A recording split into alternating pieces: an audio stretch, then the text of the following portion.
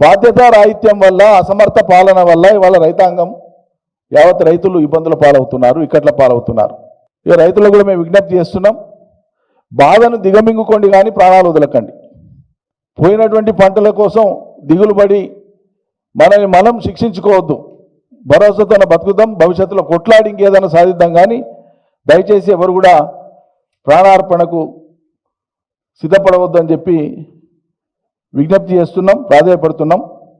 ఈ ప్రభుత్వానికి సున్నితత్వం లేదు. అదేవిధంగా రైతుల ఇక్కట్ల పట్ల వాళ్ళకి ఏ దయా, జాలి, కరుణ లేదు.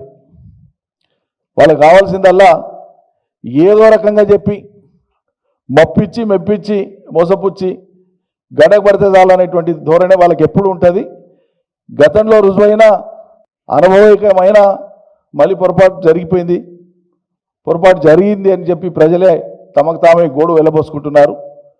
మరి ఇది అర్థమైనాక మిమ్మల్ని మీరు శిక్షించుకోవద్దు రైతులు.